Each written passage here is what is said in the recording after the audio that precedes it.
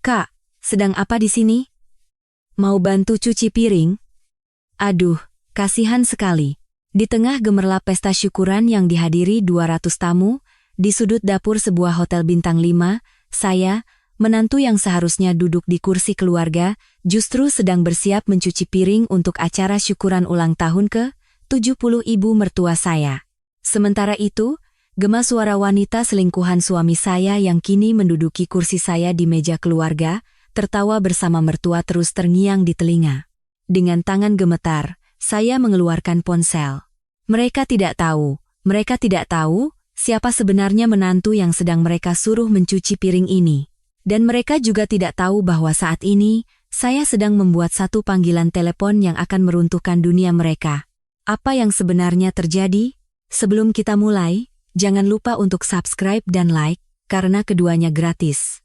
Tinggalkan juga komentar dari mana Anda mendengarkan cerita ini, saya akan doakan semoga keberuntungan selalu menyertai hidup Anda. Baiklah, mari kita kembali ke pagi hari tadi. Pagi itu adalah hari syukuran ulang tahun ke-70 ibu mertua saya, Ibu Ratih Susanti.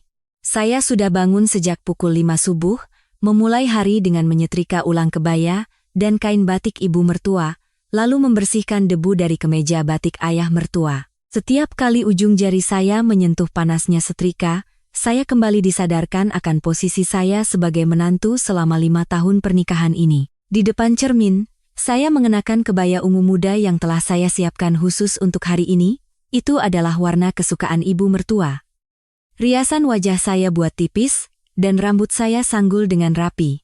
Sebagai menantu, saya harus tampil sederhana agar tidak menyaingi ibu mertua yang sedang menjadi bintang utama.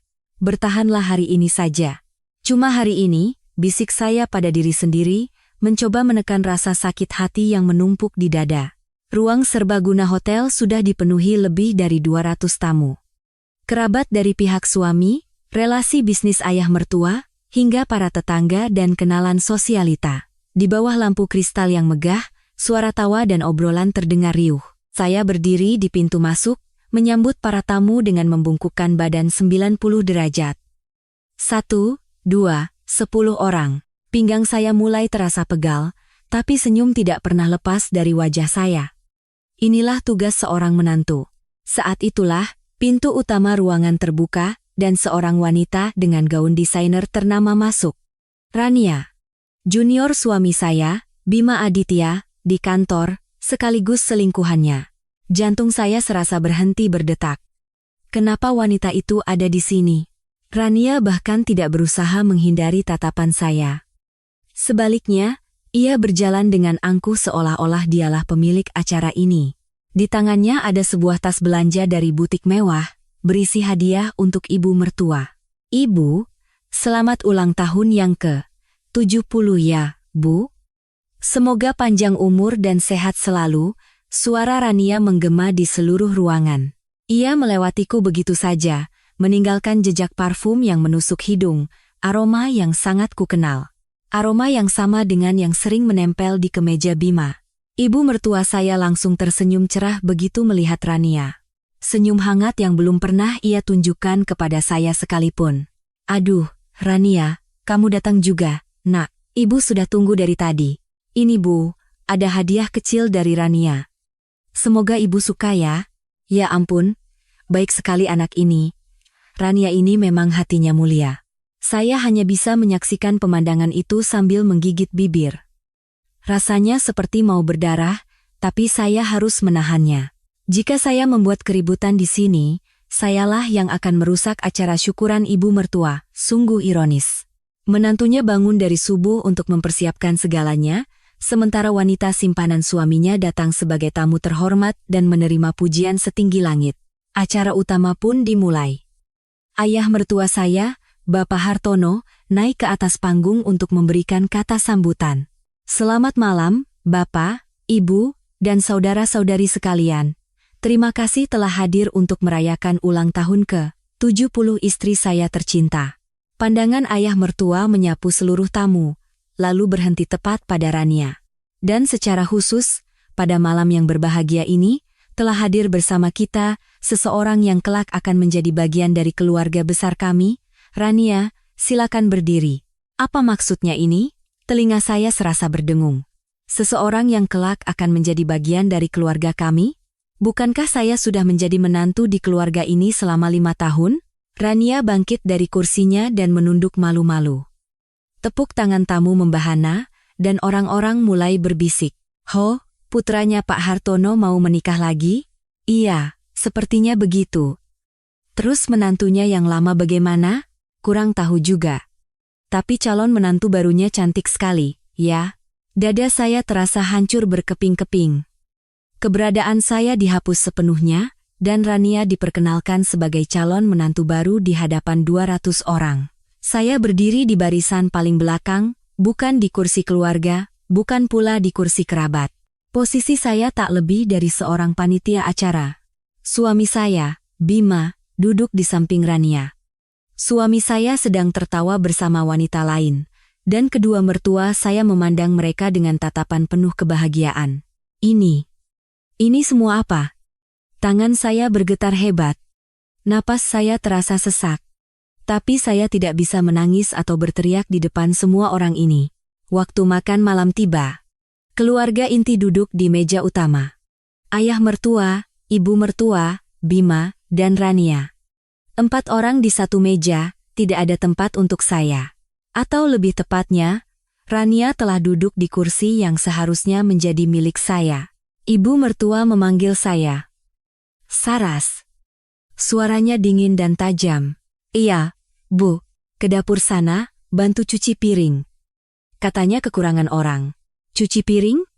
Seorang menantu, di acara syukuran mertuanya, di depan ratusan tamu, disuruh mencuci piring? Kenapa, kamu tidak mau? Cuma disuruh cuci piring di acara mertua sendiri saja keberatan? Suara ibu mertua meninggi. "Sabar. Aku harus sabar." "Baik, Bu."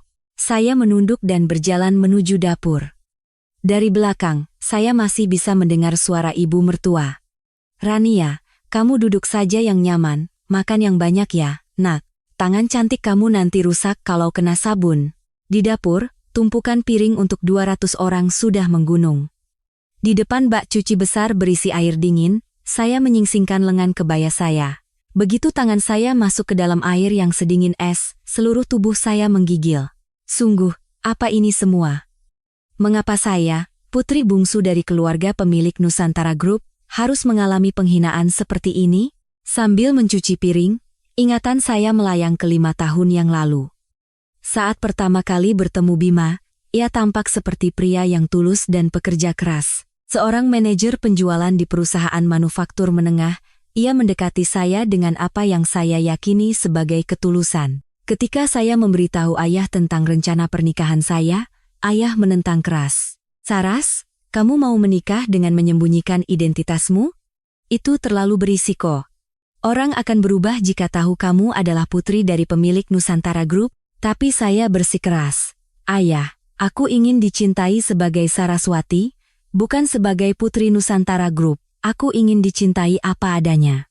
Ayah menghela napas panjang, dan akhirnya memberi restu, dengan satu syarat. "Baiklah. Tapi ayah akan membantumu secara diam-diam dari belakang. Ayah akan pastikan perusahaan suamimu berjalan lancar dan keluarga mertuamu tidak akan kesulitan secara ekonomi. Tapi jika kamu merasa tidak kuat lagi, bilang pada ayah." Saat itu, ayah akan turun tangan. Maka, saya menikah dengan Bima Aditya sebagai Saraswati, seorang pegawai biasa. Keluarga mertua percaya bahwa saya adalah seorang yatim piatu tanpa sanak saudara. Mungkin karena itulah mereka berani memperlakukan saya seenaknya. Dasar anak yatim piatu, tidak punya sopan santun. Karena tidak punya keluarga, seharusnya kamu lebih tahu diri di rumah mertua. Anakku kasihan sekali dapat istri sepertimu. Beruntung dia mau memungutmu. Kata-kata itu terngiang kembali, menusuk tajam. Tangan saya yang kedinginan terasa perih. Sebuah piring hampir terlepas dari genggaman, tapi berhasil saya tangkap. Sedikit lagi, bertahanlah sedikit lagi. Tiba-tiba, pintu dapur terbuka, seseorang masuk. Saat saya mengangkat kepala, ternyata itu Rania. Ia menatap saya dengan senyum mengejek. Di tangannya ada segelas sampanya, pipinya merona merah. "Kak, sedang apa di sini?" "Oh, cuci piring ya." Aduh, kasihan sekali. Dulu jadi menantu, sekarang jadi tukang cuci piring. Rania melangkah mendekat. Aroma sampahnya bercampur dengan parfumnya yang menyengat. "Mas Bima sekarang sudah jadi milikku, Kak. Dan rumah ini, Ibu, Bapak, semuanya ada di pihakku, Kakak sudah tamat." "Tahu, kan?" Tangan saya yang memegang piring menegang, gemetar hebat. Mas Bima bilang, hatinya sudah lama pergi dari Kakak, sejak setahun yang lalu. Dia terpaksa hidup sama Kakak karena Kakak tidak mau diceraikan. "Kasihan sekali Mas Bimaku." Rania menyesap sampanyenya, lalu menatap wajah saya lekat-lekat. "Ibu dan Bapak juga sudah tahu hubungan kami. Mereka malah menyuruhku untuk cepat-cepat masuk ke keluarga ini. Katanya, aku jauh lebih baik daripada Kakak." Hati saya seperti dirobek-robek. "Oh ya, satu lagi. Minggu depan, Mas Bima akan mengajukan gugatan cerai. Pengacaranya sudah disiapkan. Soal harta gono gini, Kakak tidak perlu khawatir. Lagi pula, Kakak datang ke sini juga tidak bawa apa-apa, kan?" Rania tersenyum sinis untuk terakhir kalinya. "Selamat bekerja ya, Kak.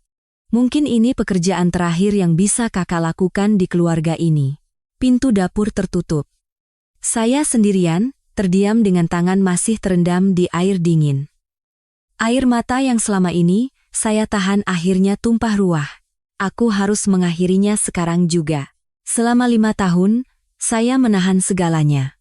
Menyembunyikan identitas, hidup sebagai menantu biasa. Hinaan dan perlakuan buruk dari mertua, saya terima. Sikap dingin suami, saya tahan. Tapi sekarang, sudah cukup. Keluarga yang menempatkan selingkuhan di kursi saya dan menyuruh saya mencuci piring di depan 200 tamu. Suami yang berselingkuh selama setahun dan kini tertawa bahagia. Mereka semua harus menerima akibatnya. Saya mengeringkan tangan dan berjalan ke sudut dapur. Saya mengeluarkan ponsel, mencari kontak ayah, dan menelepon. Setelah 2 kali nada sambung, suara ayah terdengar. "Saras, ada apa, Nak?" "Ayah," suara saya bergetar, "aku mau mengakhiri semua ini." "Apa yang terjadi?" "Mereka menyakitimu lagi? Di acara syukuran ibu mertua hari ini, mereka membawa selingkuhan Bima, Ayah. Mereka mendudukan wanita itu di kursiku dan menyuruhku mencuci piring. Di depan 200 orang." Hening sejenak di seberang telepon. Lalu, dengan suara yang pelan namun tegas, ayah berkata, "Saras, kalau kamu mau cerai, ceraikan saja. Dan kalau kamu mau ayah menghancurkan keluarga mertuamu, ayah akan melakukannya. Semuanya akan dimulai hari Senin pagi. Terima kasih ayah. Mereka harus membayar semua penderitaan yang telah mereka timpakan pada putri ayah. Ayah akan urus semuanya." Sekarang, keluarlah dari rumah itu. Saat saya kembali dari dapur, pesta masih riuh dengan tawa. Ibu mertua menggenggam erat tangan Rania sambil bercerita, sementara ayah mertua dengan bangga memperkenalkan Rania kepada para tamunya. Seolah-olah Rania adalah menantu sah mereka. Saya berdiri di sudut ruangan, memandangi mereka. Sebentar lagi semua ini akan berakhir. Hari Senin, segalanya akan berubah. Janji ayah bergema di dalam hati, memberiku kekuatan. Menjelang akhir acara, ibu mertua mengambil mikrofon. "Terima kasih sekali lagi kepada Bapak dan Ibu yang sudah hadir di acara syukuran saya. Saya sangat bahagia malam ini." Pandangannya beralih ke Rania. Terutama karena Rania sudah datang dan membawa hadiah yang begitu indah. Ibu senang sekali. Ibu selalu berpikir, alangkah bahagianya jika punya menantu seperti Rania. Para tamu tertawa. "Sebentar lagi dia akan jadi keluarga kita juga, kok. Jadi tolong semuanya sayangi dia ya." Tepuk tangan kembali membahana. Saya berdiri di sana, merasa keberadaan saya benar-benar telah dilenyapkan. 5 tahun hidup sebagai menantu di rumah ini, tapi tidak ada satu kata pun yang menyebut nama saya. Ternyata, menantu yatim piatu memang tidak dianggap manusia. Dalam perjalanan pulang, mobil terasa sunyi. Ayah mertua menyetir, ibu mertua di sampingnya. Di kursi belakang, ada Bima dan saya. Rania pulang dengan mobilnya sendiri setelah melambaikan tangan. Bu, Pak, Rania pulang dulu ya. Hati-hati di jalan. Iya, Nak. Kamu juga hati-hati ya. Di dalam mobil, saya diperlakukan seperti tidak ada. Sayang. Bagaimana menurutmu Rania tadi? Tanya ibu mertua pada suaminya. Anak yang sangat baik. Cerdas, sopan, punya tata krama. Menantu seperti itulah yang pantas untuk Bima. Benar, kan? Seharusnya dari dulu Bima bertemu anak seperti dia. Suara ibu mertua merendah, tapi cukup jelas agar saya bisa mendengarnya. Anak yatim piatu, tidak punya pendidikan, kerjaan rumah saja tidak becus. Kasihan anakku menderita selama 5 tahun. Hati saya terasa perih. Bima tidak mengatakan apapun. Ia hanya menatap keluar jendela. Kamu, suamiku, bahkan tidak berusaha membelaku sedikitpun. Saya teringat 5 tahun lalu, saat pertama kali bertemu Bima di sebuah kencan buta yang diatur teman. Saat itu, saya menyembunyikan identitas saya sebagai putri pemilik Nusantara Group dan hidup sebagai pegawai kantoran biasa. Halo, saya Bima Aditya. Saraswati. Dia tampak tulus. Tatapan matanya jernih, cara bicaranya sopan. Seorang manajer penjualan di perusahaan menengah yang hidup dengan jujur. Saya menyukainya. Seseorang yang melihat saya apa adanya, bukan karena harta atau keluarga saya. Mbak Saras orangnya santai ya. Rasanya nyaman kalau ngobrol sama Mbak. Mas Bima juga. Kami berpacaran selama 6 bulan, lalu Bima melamar. Saras, maukah kamu menikah denganku? Aku mungkin tidak punya banyak uang, tapi aku janji akan mencintaimu selamanya. Saya sangat bahagia. Saya pikir akhirnya saya menemukan pria yang mencintai Saraswati, bukan statusnya, tapi ayah menentang keras. Saras. Menikah dengan menyembunyikan identitas itu berbahaya. Nanti kalau mereka tahu siapa kamu sebenarnya, sikap mereka akan berubah. Ayah, aku percaya pada Bima. Dan aku ingin diakui karena kemampuanku sendiri, bukan sebagai putri Nusantara Group. Ayah menghela napas. Baiklah, jika itu maumu. Tapi ayah akan bantu dari belakang. Ayah akan pastikan perusahaan suamimu lancar dan keluarganya tidak kesulitan. Tapi ingat, kalau kamu tidak kuat, hubungi ayah. Di hari pernikahan, saya hanya mengenakan gaun sederhana di sebuah gedung pertemuan kecil. Tamunya pun hanya segelintir. Keluarga mertua, yang tahu saya yatim piatu, mulai meremehkan saya sejak awal. Anakku kasihan sekali mau menikahi dia. Karena tidak punya keluarga, seharusnya dia lebih tahu diri. Tapi saya menahannya. Saya pikir itu adalah bagian dari cinta. 1 tahun pernikahan, perusahaan Bima, PT Cipta Karya Mandiri, tiba-tiba mendapat kontrak besar dari salah satu anak perusahaan Nusantara Group. Sayang, perusahaan kita dapat proyek besar. Kita dapat kontrak dari anak perusahaan Nusantara Group. Bima memelukku dengan gembira. Saya tahu, itu semua berkat bantuan ayah, tapi saya diam saja. Sikap keluarga mertua mulai berubah.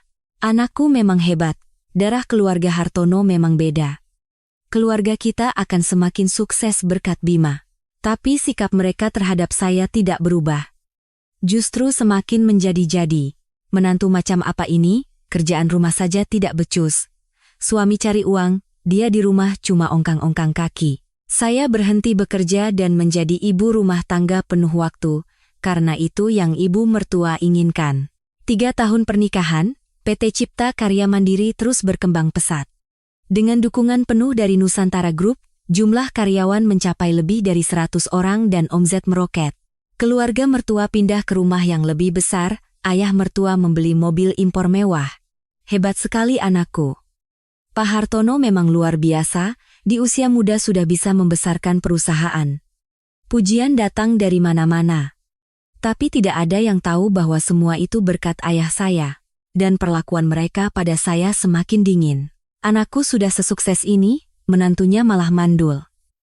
Tidak bisa kasih cucu. Mau jadi apa nanti? Bisa-bisa putus keturunan keluarga kita. 4 tahun pernikahan, Bima mulai berubah. Sayang, malam ini ada rapat sampai malam, kamu tidur duluan saja. Rapat lagi? Minggu ini sudah 4 kali. Namanya juga pekerjaan, banyak yang harus diurus. Mengerti, dong. Bima semakin sering pulang larut. Akhir pekan pun ia habiskan di luar dengan alasan main golf atau urusan kantor.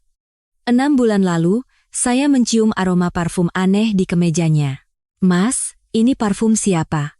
Oh, tadi di kantor ada teman yang tidak sengaja menyemprotkan parfumnya. Kenapa? Tidak apa-apa. Saya curiga, tapi tidak punya bukti. 3 bulan lalu, notifikasi WhatsApp muncul di ponsel Bima. Rania. Mas, malam ini kita ketemu di apartemenku ya? Kangen. Jantung saya serasa berhenti berdetak. Mas, ini apa? Ini siapa? Saras, tenang dulu. Dia cuma junior di kantor. Junior di kantor kirim pesan kangen pakai emoji hati? Maksudnya apa? Dia memang anaknya suka begitu, akrab sama semua orang. Bima terus berkelit. Tapi saya tahu, suami saya berselingkuh. Ketika saya mengadu pada ibu mertua, yang saya dapat justru omelan. Itu artinya kamu tidak becus mengurus suami. Sudah tidak bisa kasih anak, setidaknya buat suami betah di rumah. Bukan begitu, Bu. Bima, anakku tidak mungkin selingkuh. Kamu saja yang terlalu sensitif. Jadi istri itu jangan suka curiga sama suami. Tidak ada satupun yang memihak saya. Mobil tiba di depan rumah. Saras, besok kemasi barang-barangmu, kata Bima dingin saat membuka pintu. Apa maksudmu? Kita akan cerai. Aku sudah siapkan pengacara. Minggu depan gugatannya masuk, kamu tinggal tanda tangan saja. Bima, apa maksudmu? Harta gono gini? Tenang saja. Kamu datang juga tidak bawa apa-apa kan? Uang pisah juga tidak ada. Kita pisah baik-baik saja. Bima masuk ke kamar tanpa menunggu jawaban saya, dan menutup pintu. Saya termangu sendirian di ruang tamu. Ibu mertua yang sedang minum air di dapur berkata, sudah sepantasnya. Siapa yang mau sama menantu mandul dan tidak becus kerja? Rania jauh lebih baik. Besok, bereskan semua barangmu dan pergi dari sini. Kamarmu mau dipakai Rania. Saya tidak bisa berkata apa-apa. Saya masuk ke kamar kecil saya dan menutup pintu.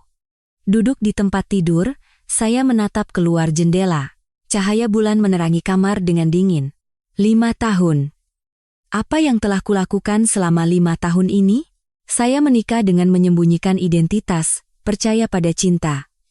Tapi yang saya dapatkan hanyalah pengkhianatan dan penghinaan. Saya mengambil ponsel dan mengirim pesan pada ayah. Ayah, jangan lupakan janji hari Senin. Aku akan benar-benar mengakhirinya. Balasan datang dengan cepat. Baik, nak. Ayah akan urus semuanya.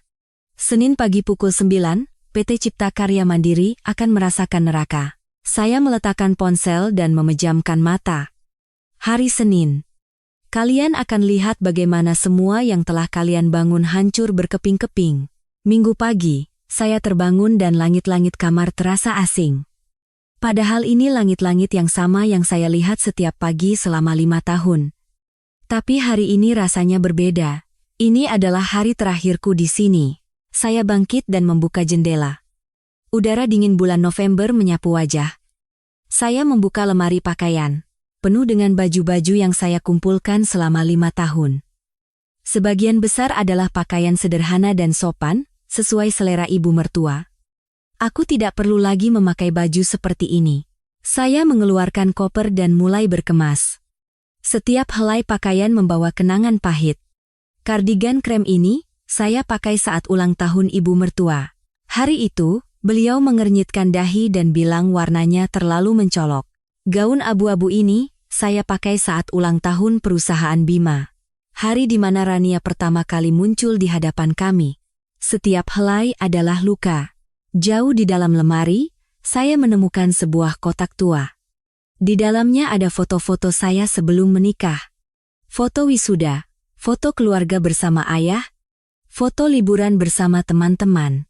Di foto-foto itu, saya terlihat sangat bahagia. Senyum saya cerah, mata saya berbinar. Sejak kapan aku berubah jadi seperti ini? Saya menatap cermin. Wajah saya, yang baru kali ini benar-benar saya perhatikan setelah 5 tahun. Pucat, mata sayu, ekspresi kaku. Saya merasa asing dengan diri saya sendiri.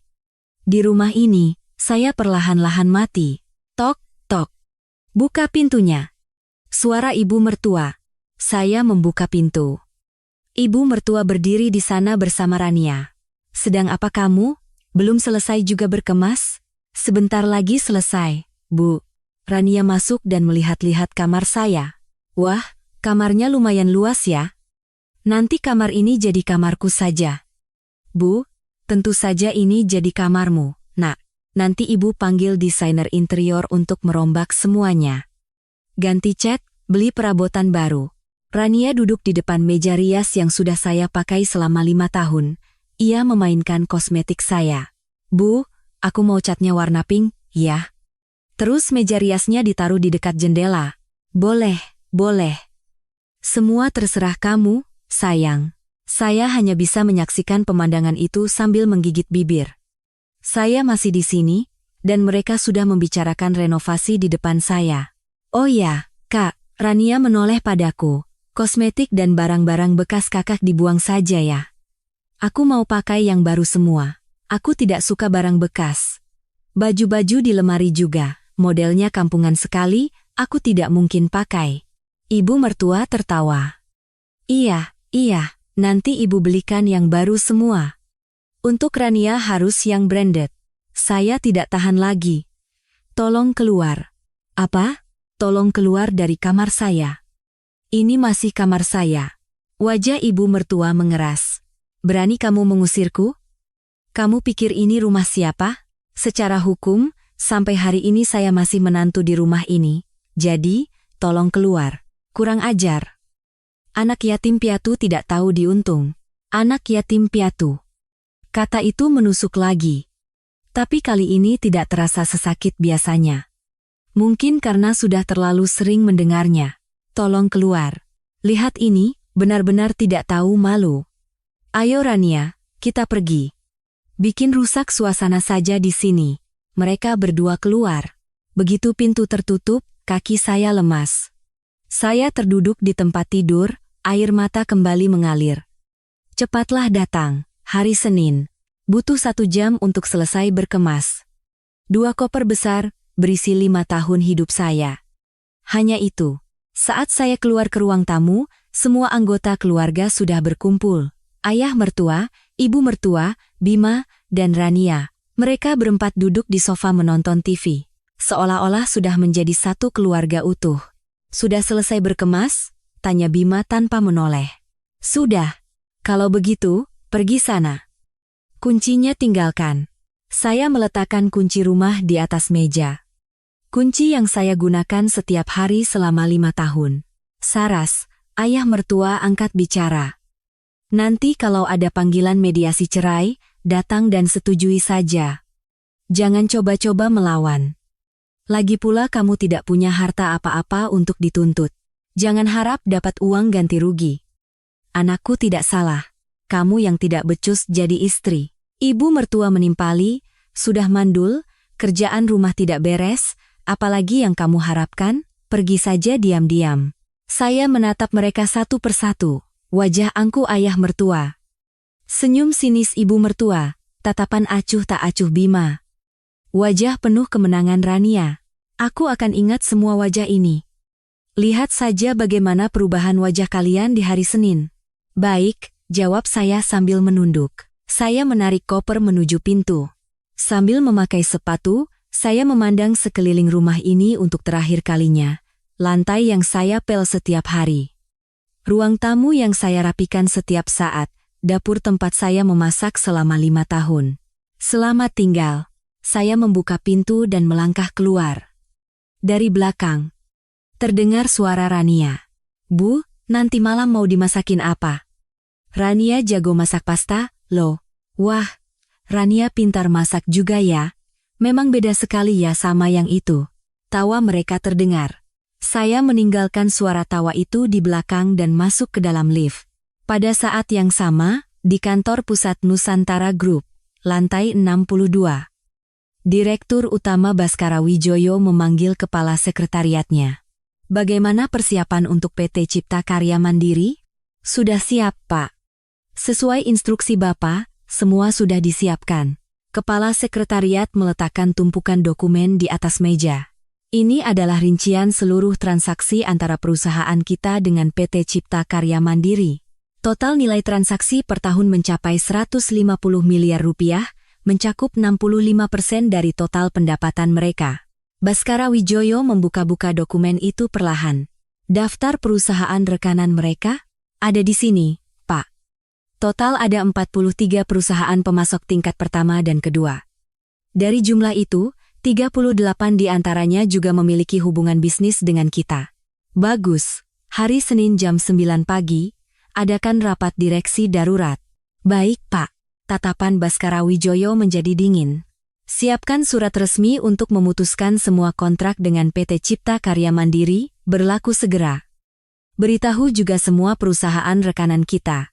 Siapapun yang melanjutkan bisnis dengan Cipta Karya Mandiri, kontraknya dengan kita juga akan diputus. Pak, jika kita melakukan itu, Cipta Karya Mandiri akan bangkrut. Itulah tujuannya. Kepala sekretariat ragu sejenak. Apakah ini karena besan Bapak? Besan? Baskara Wijoyo tertawa sinis. Mereka bukan besan. Mereka adalah musuh yang telah menyakiti putriku. Baik, Pak, saya mengerti. Selama 5 tahun. Kamu tahu betapa menderitanya putriku selama 5 tahun? Hidup dengan menyembunyikan identitas, direndahkan oleh keluarga itu, diperlakukan seperti yatim piatu. Suara Baskara Wijoyo bergetar. Perusahaan itu bisa sebesar sekarang karena aku yang menopangnya dari belakang. Tapi mereka berani menempatkan selingkuhan di kursi putriku dan menyuruhnya mencuci piring. Ia memukul meja dengan keras. Tempat pena di atas meja bergetar. Mereka harus membayar semuanya, tuntas. Baik, Pak. Akan saya laksanakan. Hubungi juga pihak perbankan. Minta mereka untuk menolak perpanjangan pinjaman untuk Cipta Karya Mandiri. Terutama bank-bank afiliasi kita, minta mereka segera siapkan penagihan. Dengan begitu, Cipta Karya Mandiri akan mengalami krisis likuiditas dan bangkrut. Tepat sekali. Baskara Wijoyo menatap keluar jendela. Pemandangan kota Jakarta terhampar dari lantai 62. Mereka sudah hidup enak selama 5 tahun berkat putriku. Sekarang, saatnya membayar. Saya tiba di hotel dan masuk ke kamar. Tempat tidur putih bersih, meja kerja yang rapi, dan jendela besar dengan pemandangan malam kota Jakarta. Jauh lebih luas dan nyaman dibandingkan kamar sempit di rumah mertua. Saya meletakkan koper dan duduk di tempat tidur. Saya menelepon ayah. Saras, kamu sudah keluar dari rumah? Sudah, ayah. Aku di hotel sekarang. Bagus. Mulai besok, kamu tidak perlu lagi memikirkan keluarga itu. Ayah, terima kasih. Tenggorokan saya tercekat.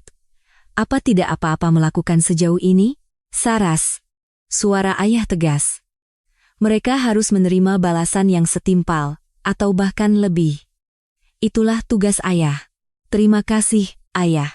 Besok pagi jam 9, surat resmi dari Nusantara Group akan sampai di meja Hartono. Sejak saat itu, neraka mereka dimulai. Baik, kamu istirahat saja. Biar ayah yang urus semuanya. Saya menutup telepon dan menatap keluar jendela. Malam di Jakarta begitu gemerlap. Besok semuanya akan berubah. Saya melihat jam. Pukul 7 malam. Masih ada 14 jam menuju Senin pagi. 14 jam lagi, PT Cipta Karya Mandiri akan menerima surat pemutusan kontrak. 14 jam lagi, ayah mertua akan melihat perusahaannya hancur. 14 jam lagi, mereka akan sadar betapa besar kesalahan yang telah mereka perbuat. Saya meletakkan ponsel dan mandi. Air hangat membasuh tubuh saya. Rasanya ini mandi pertama yang benar-benar menenangkan setelah 5 tahun. Di cermin, wajah pucat saya tampak sedikit lebih segar. Ini adalah awal. Awal untuk merebut kembali hidupku.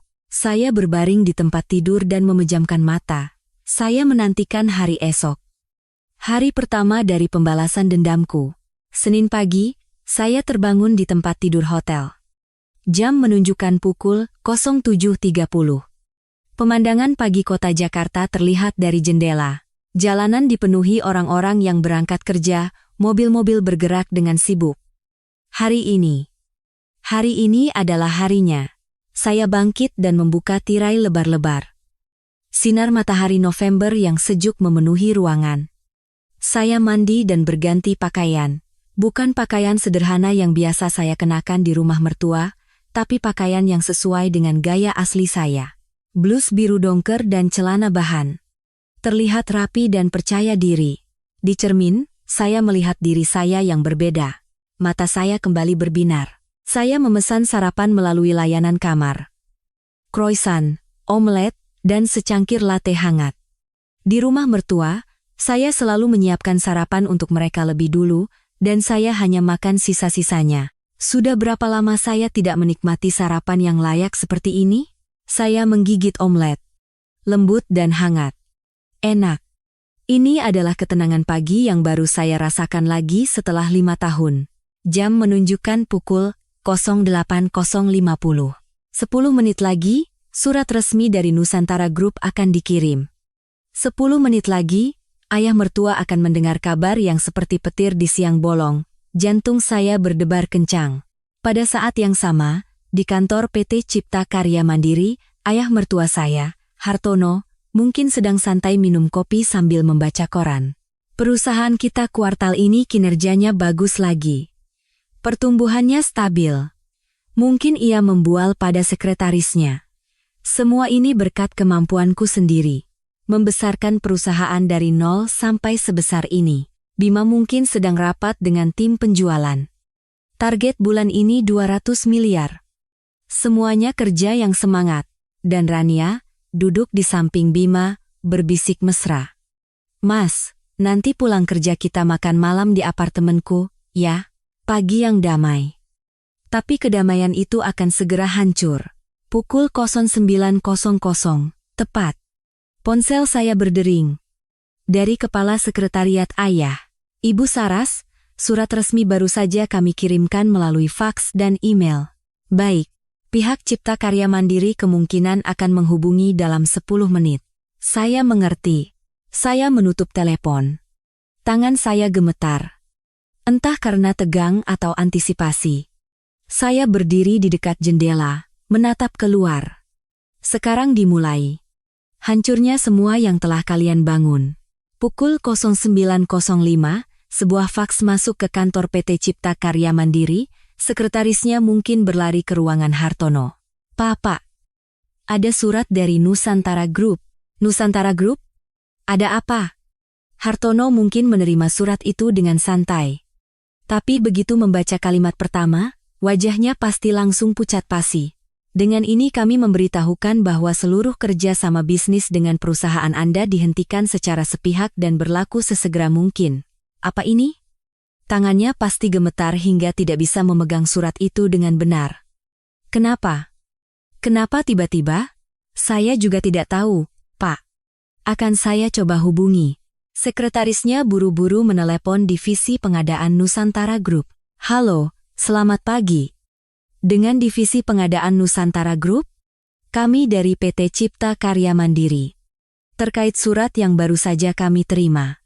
Ya, benar. Kontrak dihentikan. Berlaku segera. Tetapi, apa alasannya, Bu? Apa ada kesalahan dari pihak kami? Ini adalah instruksi langsung dari Direktur Utama. Kami tidak bisa memberikan informasi lebih lanjut. Klik, telepon ditutup. Ayah mertua saya pasti terduduk lemas di kursinya. Tidak mungkin. Nusantara Group menyumbang 65% dari pendapatan kita. Pukul 09.20. Ponsel saya berdering lagi, kali ini dari ayah. Saras. Iya, ayah. Tahap pertama selesai, suratnya sudah sampai. Sudah, ayah. Sekarang, tim kita sedang menghubungi semua perusahaan rekanan mereka. Jika mereka terus bekerja sama dengan Cipta Karya Mandiri, kontrak mereka dengan kita juga akan diputus. Jantung saya berdebar semakin kencang. Jadi, ayah. Ya. Dalam 1 hari ini, Cipta Karya Mandiri akan kehilangan hampir semua rekanan bisnisnya. Ayah juga sudah hubungi pihak bank. Pinjaman mereka akan ditolak perpanjangannya, dan proses penagihan akan segera dimulai. Suara ayah dingin dan tegas. Mereka sudah hidup enak selama 5 tahun berkat putriku. Sekarang saatnya membayar. Pukul 10.00, kantor PT Cipta Karya Mandiri pasti seperti medan perang. Telepon, faks, dan email dari para rekanan bisnis berdatangan. Mohon maaf, Pak Hartono. Kami juga punya kontrak dengan Nusantara Group, jadi dengan berat hati kami harus memutus kerjasama dengan perusahaan Bapak. Pak Hartono, maaf sekali. Posisi kami sulit. Kami minta maaf. Maaf, Pak. Ada tekanan dari pihak Nusantara Group. Satu persatu, rekanan bisnis mereka pergi. Ayah mertua saya pasti memohon-mohon di telepon. Pak Budi, kita sudah bekerja sama lebih dari 10 tahun. Kenapa bisa begini? Maaf, Pak Hartono. Saya tidak punya pilihan. Kalau kontrak dengan Nusantara Group putus, perusahaan saya juga bisa bangkrut. Klik. Pak Iwan, bagaimana dengan pengiriman barang minggu depan? Dibatalkan, Pak. Mohon maaf. Klik. Bima pasti berlari masuk ke ruangan ayahnya. Ayah, ada apa ini? Semua klien dan pemasok memutuskan hubungan. Ayah juga tidak tahu. Tiba-tiba saja dari Nusantara Group. Nusantara Group? Kenapa mereka melakukan ini pada kita? Ayah bilang tidak tahu, mereka tidak memberikan alasan apapun. Pukul 11.00. Sebuah pesan masuk ke ponsel saya dari kepala sekretariat ayah. Dari 43 rekanan, 38 telah memutuskan kerjasama. Estimasi, 80% pendapatan PT Cipta Karya Mandiri akan hilang. Saya membaca pesan itu sambil duduk di tempat tidur. 80%. Dalam satu pagi, 80% pendapatan mereka lenyap. Dan ini baru permulaan. Pukul 14.00. Telepon dari bank datang. Selamat siang, Pak Hartono. Terkait pengajuan perpanjangan pinjaman bulan depan. Oh, iya, mohon dibantu perpanjangannya ya. Mohon maaf, Pak. Kantor pusat telah menolak pengajuan Bapak. Apa? Kenapa tiba-tiba? Menurut data kami, peringkat kredit perusahaan Bapak menurun drastis. Dan kami juga dengar, bank utama Bapak sedang mempertimbangkan untuk menarik kembali pinjamannya. Menarik kembali? Maksudnya saya harus bayar sekarang juga? Betul, Pak. Mohon maaf. Ayah mertua saya pasti berteriak di telepon. Tidak mungkin. Pinjamannya 50 miliar. Bagaimana saya bisa bayar sekarang? Pukul 15.00. Hartono memanggil sekretarisnya. Kenapa ini bisa terjadi? Apa salah kita? Pak, apakah Bapak punya kenalan di jajaran direksi Nusantara Group? Saat itulah, sebuah pikiran mungkin terlintas di benak ayah mertua saya. Tunggu. Nusantara Group. 5 tahun lalu, kontrak dengan anak perusahaan Nusantara Group datang secara tiba-tiba. Dulu, ia mengira itu karena kemampuan Bima. Tapi sekarang, Bima. Iya, ayah. 5 tahun lalu waktu kita dapat kontrak dari Nusantara Group, apa ada orang yang membantu di belakang? Tidak ada, ayah. Saya sendiri yang presentasi. Bukan itu. Siapa yang memperkenalkan perusahaan kita pada mereka? Siapa? Bima pasti menggelengkan kepala. Tidak ada, ayah. Murni karena kualitas produk kita. Ayah mertua saya membuka komputernya. Ia mencari Nusantara Group. Di halaman profil manajemen, muncul foto direktur utama, Baskara Wijoyo. Wajah ini, sepertinya pernah kulihat.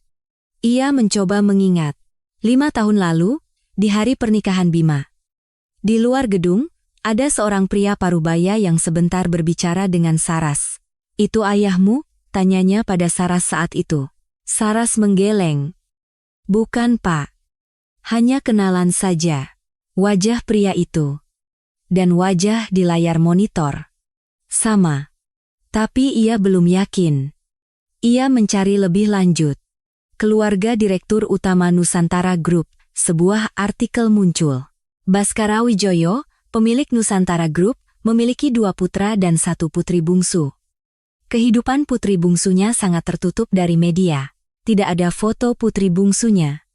Tapi ada satu informasi. Putri bungsu, yang diperkirakan menggunakan nama samaran. Saraswati. Saraswati. Wajah ayah mertua saya pasti pucat pasi, jangan-jangan. Ia buru-buru mencari lagi di internet. Putri Baskara Wijoyo Saraswati. Di salah satu artikel lawas, ada sebuah foto buram. Foto acara ulang tahun perusahaan 5 tahun lalu. Sosok dari belakang, diambil dari jauh. Tapi siluet wajahnya, sama persis dengan menantunya, Saras. Tidak mungkin. Ayah mertua saya mengobrak-abrik laci mejanya. Mencari album foto pernikahan Bima dan Saras. Foto wajah Saras, dan foto buram di monitor. Orang yang sama. Putri bungsu pemilik Nusantara Group. Semua kepingan puzzle mulai menyatu. Kontrak tiba-tiba 5 tahun lalu, syarat kontrak yang luar biasa menguntungkan. Pinjaman bank yang mudah didapat. Dukungan penuh dari para pemasok. Semuanya, karena Saras. Hartono pasti terduduk lemas di kursinya. Jadi, kesuksesan kita selama ini. Semua karena menantuku, tangannya gemetar. Kalau begitu, situasi saat ini adalah punggungnya terasa dingin. Pembalasan dendam. Pukul 16.00, ponsel saya berdering. Nomor tidak dikenal, tapi saya tahu siapa itu. Saya tidak menjawabnya. Berdering lagi. Saya biarkan. Sebuah pesan masuk. Saras, ini ayah. Tolong angkat teleponnya. Kita perlu bicara. Dari ayah mertua. Saya tersenyum getir. Baru sekarang mau bicara? Kemarin saya tidak dianggap ada. Kemarin saya disebut anak yatim piatu. Kemarin kursi saya diduduki selingkuhan. Sekarang, setelah tahu saya putri pemilik Nusantara Group, baru mau menelepon, telepon terus berdering. Saya mengubah mode ponsel menjadi senyap dan menatap keluar jendela. Sekarang kalian sudah tahu, kan? Siapa yang telah kalian usik? Senin pukul 17.00. Sambil duduk di dekat jendela hotel menatap pemandangan Jakarta, layar ponsel saya menunjukkan 37 panggilan tak terjawab dan 52 pesan. Semuanya dari ayah mertua, ibu mertua, dan Bima. Saras, tolong angkat teleponnya. Saras, ayo kita bertemu dan bicara baik-baik. Saras, sepertinya ada salah paham. Tolong telepon ayah. Salah paham? Baru sekarang mereka bilang ini salah paham? Saya meletakkan ponsel dan menyesap teh hangat. Aroma kamomil memenuhi mulut. Sebuah kemewahan yang tidak pernah saya rasakan di rumah mertua. Ini baru permulaan. Apa kalian pikir akan berakhir semudah ini? Pada saat yang sama, di kantor PT Cipta Karya Mandiri, ayah mertua saya pasti terduduk lesu di sofa ruangannya, wajahnya pucat, tangannya gemetar, keringat dingin membasahi kening. Bima mendobrak masuk. Ayah, ini bagaimana? Semua rekanan bisnis memutus kontrak. Bank mau menarik pinjaman. Bima, kita dalam masalah besar. Masalah besar apa ya? Kenapa Nusantara Group tiba-tiba begini? Hartono menunjuk layar komputernya dengan tangan gemetar. Foto Baskara Wijoyo terpampang di sana. Bima. Saras. Saras itu putri dari pemilik Nusantara Group. Apa? Wajah Bima langsung pucat. Tidak mungkin. Saras putri konglomerat? Mana mungkin. Kesuksesan perusahaan kita 5 tahun ini, semua karena ayahnya Saras yang membantu dari belakang. Hartono memegangi kepalanya. Selama ini ia pikir semua itu karena kemampuannya. Ternyata bukan. Semuanya karena menantunya. Kalau begitu, situasi sekarang ini, pembalasan dendam atas semua yang kita lakukan pada Saras. Bima terduduk lemas. Acara syukuran, Rania, cuci piring. Wajahnya semakin pucat. Pintu ruangan terbuka lagi. Ibu mertua, Ratih, masuk dengan tergesa-gesa. Pak, tadi bank telepon, katanya, pinjaman kita harus dilunasi sekarang juga. Duduk Bu, ada yang perlu Bapak bicarakan. Bicara apa? Yang penting itu 50 miliar harus lunas sekarang. Bagaimana caranya? Saras. Saras itu putri pemilik Nusantara Group. Ibu mertua terdiam sejenak. Apa? Menantu yang selama ini ia anggap yatim piatu. Ternyata putri bungsu pemilik konglomerat dengan aset triliunan rupiah, mulutnya ternganga. Tidak mungkin. Saras. Anak itu. Selama 5 tahun ini dia menyembunyikan identitasnya, menerima semua perlakuan buruk kita, hinaan kita, bahkan disuruh cuci piring. Ibu mertua terduduk lemas di sofa. Jadi, waktu di acara syukuran, kita mendudukkan Rania di kursi Saras dan menyuruhnya cuci piring. Itu artinya kita melakukannya pada putri pemilik Nusantara Group, dan inilah akibatnya. Hening. Ruangan itu terasa mencekam. Kita sudah gila, bisik ibu mertua dengan suara bergetar. Pukul 18.00, saya sedang menikmati makan malam di restoran hotel, hidangan French course. Sesuatu yang tidak pernah terbayangkan di rumah mertua. Sambil memotong steak, saya teringat makan malam di sana. Saya selalu menyiapkan makan untuk mereka dulu, dan saya makan sisanya. Menantu itu makan belakangan. Mertua dulu yang makan. Kuahnya hambar. Masak lagi. Lauknya cuma ini? Tidak enak. Setiap makan malam adalah medan perang. Tapi sekarang, saya bisa makan apa yang saya mau. Saya menggigit steak. Lembut dan juicy. Ponsel berdering lagi. Kali ini ibu mertua. Saya biarkan. Pesan masuk. Saras, ini ibu. Tolong angkat teleponnya. Kita bicara ya. Ibu mengaku salah. Mengaku salah. Baru sekarang? Kemarin saya adalah anak yatim piatu. Kemarin kamar saya direbut oleh Rania. Kemarin saya sedang mencuci piring. Saya menghapus pesan itu dan menyesap anggur. Pukul 19.00, Hartono pasti memanggil manajer keuangannya. Bagaimana kondisi kas perusahaan kita sekarang? Gawat, Pak. Sejak kontrak dengan Nusantara Group putus, kita kehilangan 65% pendapatan. Ditambah rekanan lain yang ikut mundur, total kita kehilangan 80%. Lalu pinjaman bank 50 miliar harus dilunasi dalam 2 minggu. 2 minggu? Uang kas kita sekarang ada berapa? Sekitar 12 miliar. Pak, bagaimana bisa membayar 50 miliar dengan 12 miliar? Tidak ada cara lain, Pak. Menjual aset pun tidak akan cukup dalam 2 minggu. Hartono memukul meja. Ini semua salahku. Aku yang salah memperlakukan menantuku. Manajer keuangan bertanya hati-hati. Pak, mungkin bisa minta tolong pada Ibu Saras? Maksudmu Saras? Iya, Pak. Jika beliau adalah putri pemilik Nusantara Group, dia tidak mau mengangkat telepon. Pesanku juga tidak dibaca. Hartono menjambak rambutnya. Pukul 20.00, Bima menelepon Rania. Ranya, Mas Bima, ada apa? Katanya perusahaan ada masalah? Rania, sepertinya kita harus putus. Apa? Maaf. Aku sedang pusing sekali. Perusahaanku diambang kebangkrutan.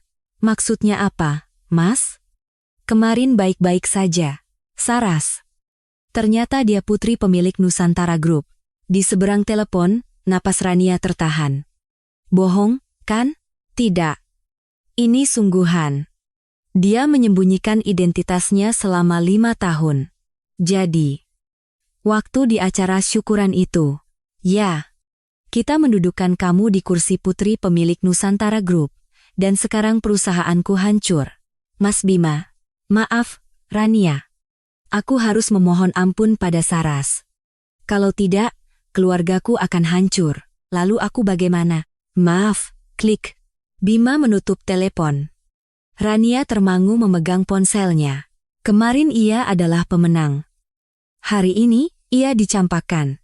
Pukul 21.00, saya berbaring di tempat tidur, menatap langit-langit. 5 tahun. Tahukah kalian betapa saya menahannya? Malam pertama pernikahan, ibu mertua masuk kamar. Saras, di rumah ini ada aturan.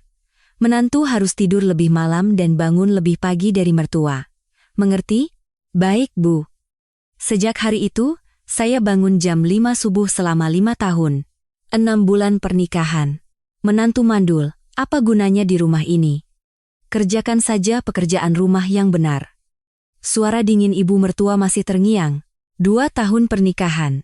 Setiap lebaran. Kamu kan tidak punya keluarga, mau mudik kemana? Di sini saja bantu-bantu. Menantu lain pulang ke rumah orang tua mereka, saya sendirian menyiapkan makanan untuk 20 orang. 3 tahun pernikahan.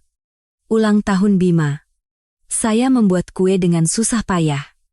Ibu mertua melihatnya. Apa ini, bikin sendiri? Ulang tahun anakku kok dikasih kue beginian? Hari itu, saya menelan air mata dan pergi membeli kue baru. 4 tahun pernikahan. Saat Bima mulai sering pulang malam. Suami pulang malam itu karena istrinya tidak bisa membuat rumah jadi nyaman. Ibu mertua menyalahkan saya. 5 tahun pernikahan. Acara syukuran ke-70. Mereka mendudukan selingkuhan di kursi saya dan menyuruh saya mencuci piring. Di depan 200 orang. Saya menahan semua itu karena saya pikir saya mencintainya. Tapi sekarang tidak lagi. Saya menelepon ayah. Saras, ayah, besok rencananya apa? Ayah terdiam sejenak.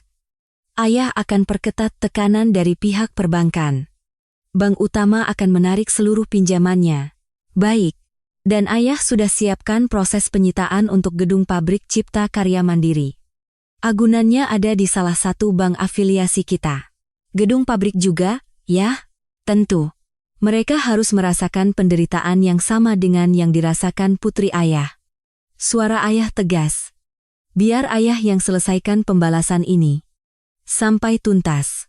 Saya menutup telepon. Di luar jendela, malam kota Jakarta berkilauan. Pada saat yang sama, di rumah mertua. Ibu mertua duduk termenung di sofa. Aku menyuruh putri pemilik Nusantara Group mencuci piring? Tangannya gemetar. Aku menyebutnya anak yatim piatu?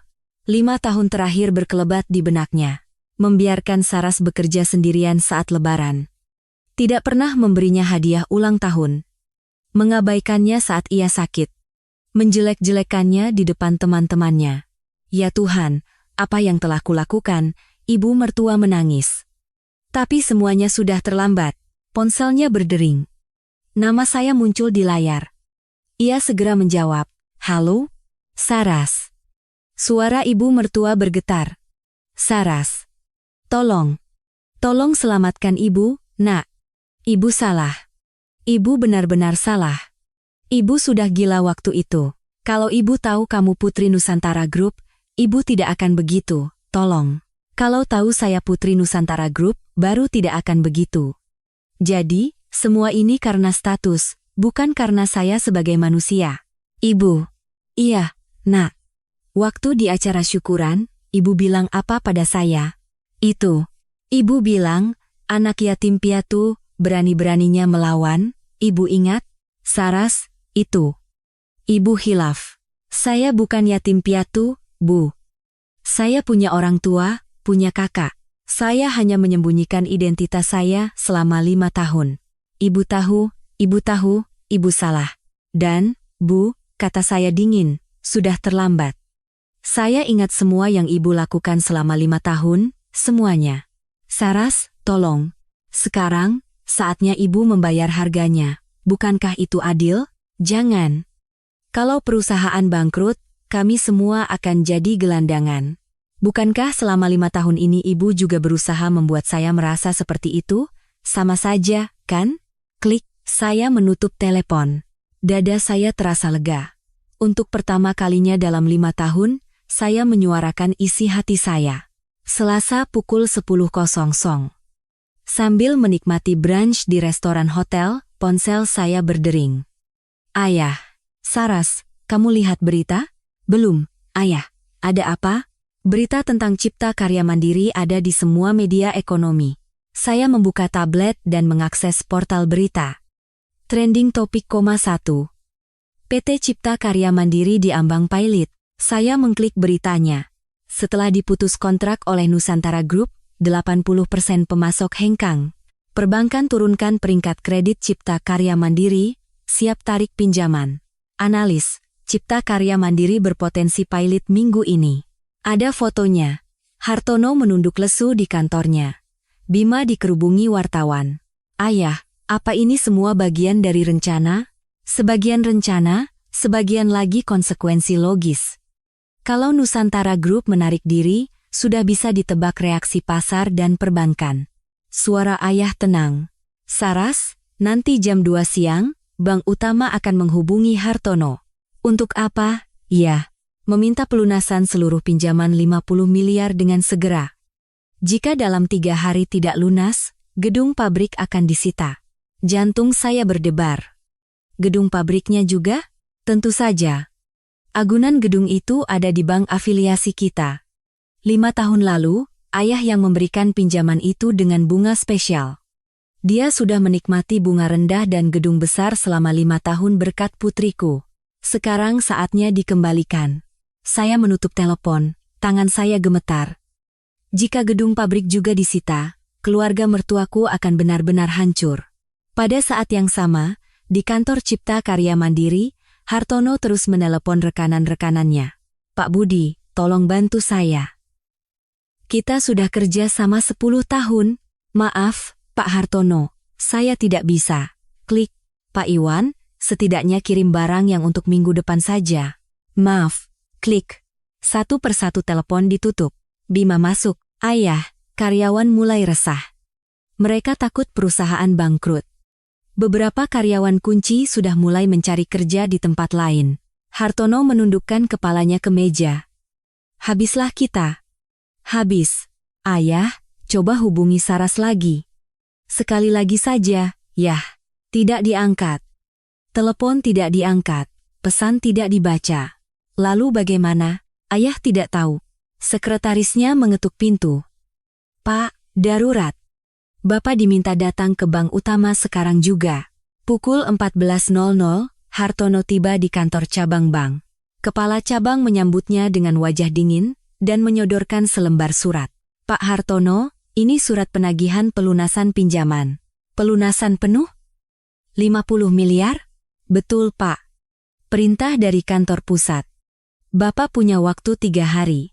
3 hari? Itu tidak masuk akal. Bagaimana saya bisa dapat 50 miliar dalam 3 hari? Mohon maaf, Pak, ini keputusan final. Pak Kepala Cabang, kita sudah jadi nasabah di sini 10 tahun. Kenapa bisa begini? Kepala cabang itu ragu sejenak, lalu berbisik. Pak Hartono, ada tekanan dari Nusantara Group. Kami tidak bisa berbuat apa-apa. Jika dalam 3 hari tidak lunas, kami akan memulai proses penyitaan agunan gedung pabrik Bapak. Gedung pabrik juga? Wajah Hartono pucat pasi. Iya, Pak.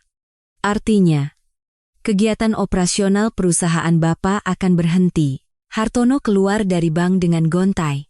Pukul 15.00, saya sedang berenang di kolam renang hotel. Rasanya segar sekali berolahraga lagi setelah 5 tahun. Sambil berenang, saya berpikir, pasti mereka sudah menerima surat dari bank. Selesai berenang, saat sedang minum jus di lounge, ponsel saya berdering. Nomor tidak dikenal. Saya angkat. Halo? Mbak Saras. Ini Rania. Suara Rania.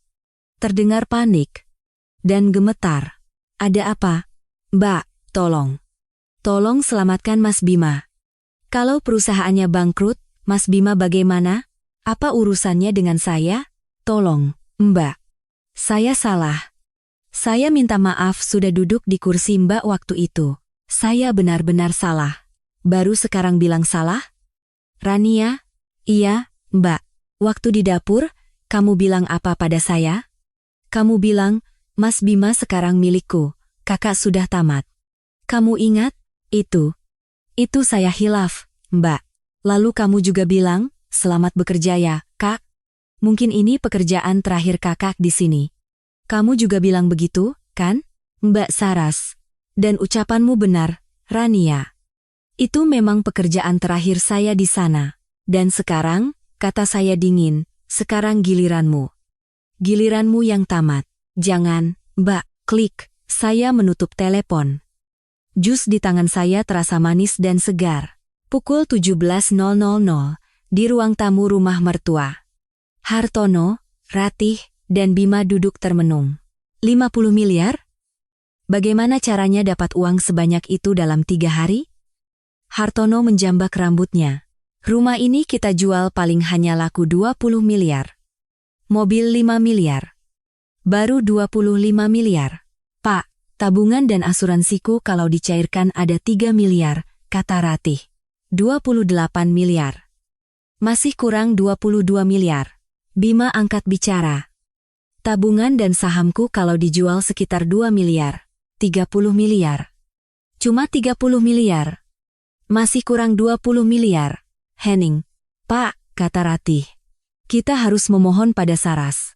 Sekali lagi. Tidak diangkat. Bu, Ratih berdiri. Kalau begitu kita datangi dia. Cari di mana dia berada, kita berlutut di hadapannya.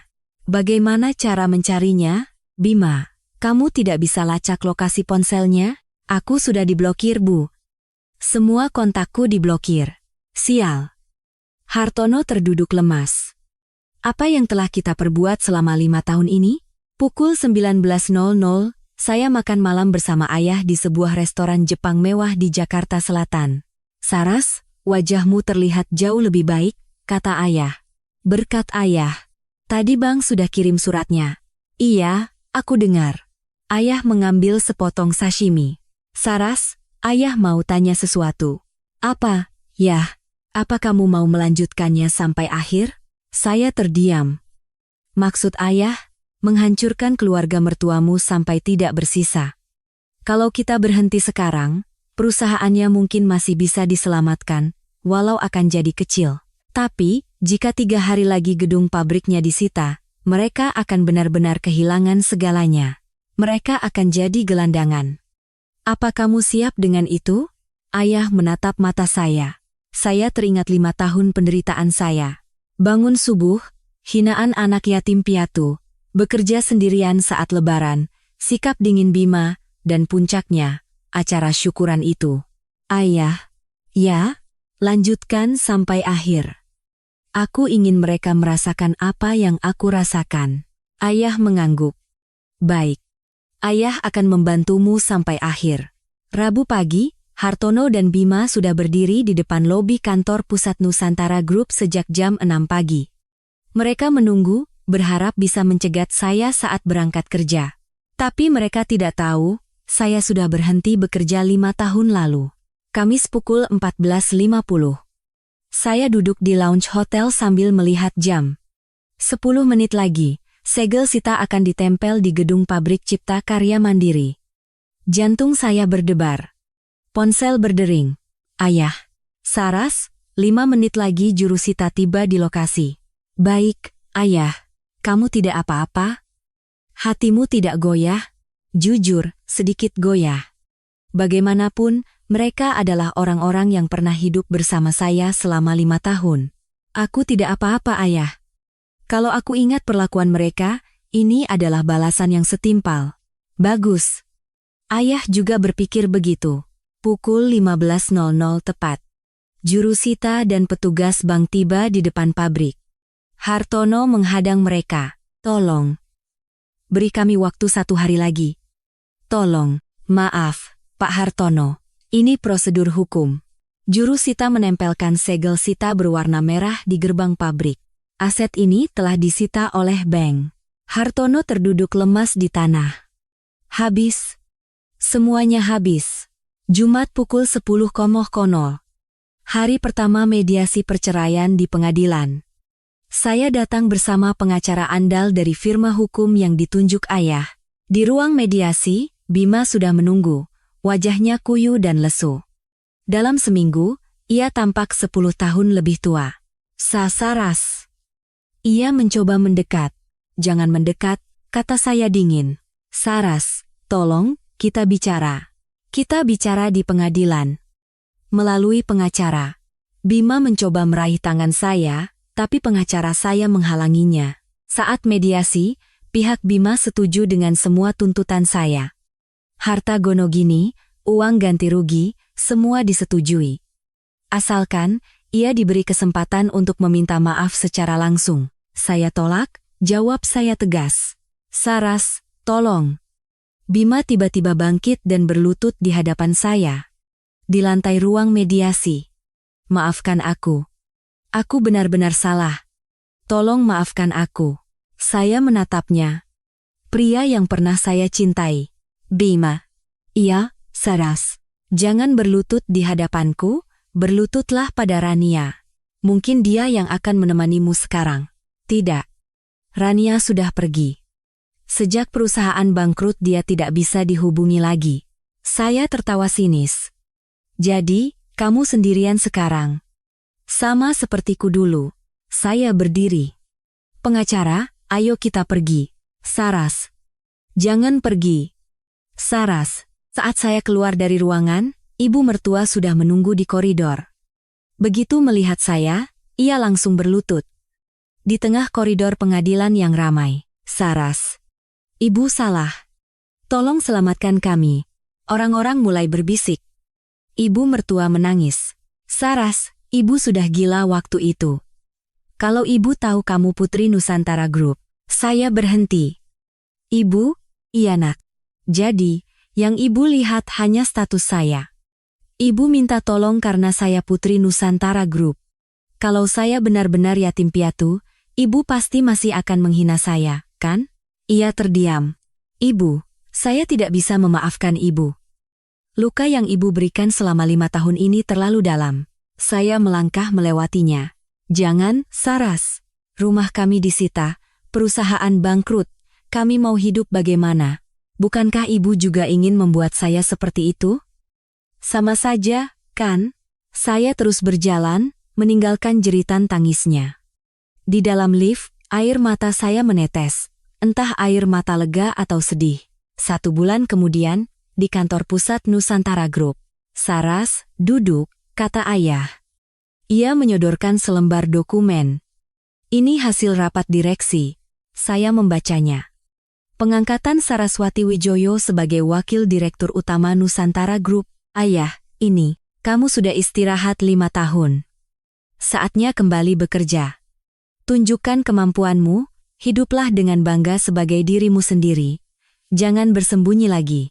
Epilog, 3 tahun.